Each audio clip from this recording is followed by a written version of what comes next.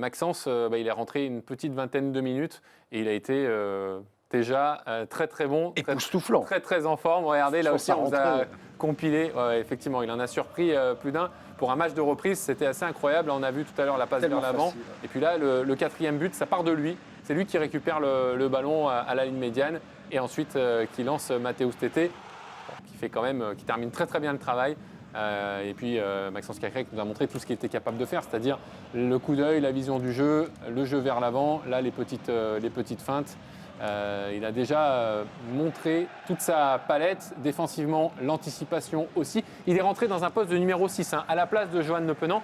Ça, c'est peut-être un indice parce qu'on disait qu'il n'y avait pas forcément de numéro 6 tout à fait naturel dans cet effectif lyonnais, mais on sait que Maxence Cacré peut tout à fait jouer dans ce rôle-là.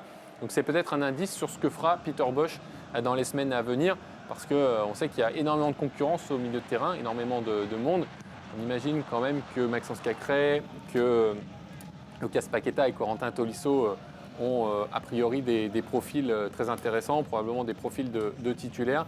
Et comment organiser et orchestrer ces trois-là? Eh bien, peut-être que c'était déjà un premier indice si Maxence Cacré est rentré au poste de sentinelle.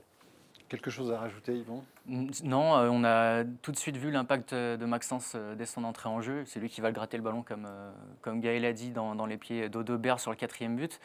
Maxence, c'est un joueur qui va être essentiel encore une fois cette saison. J'évoquais les stats de Lucas Paqueta par rapport à la saison dernière. Maxence, ça a été le joueur qui a le plus taclé et réussi le plus de tacles dans l'effectif de l'OL.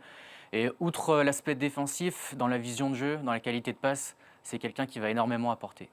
Il est tellement, et je vais dans ton sens, Yvon, c'est tellement simple. On récupère, on donne propre. Il n'y a jamais de frime, il n'y a pas une touche de balle de trop.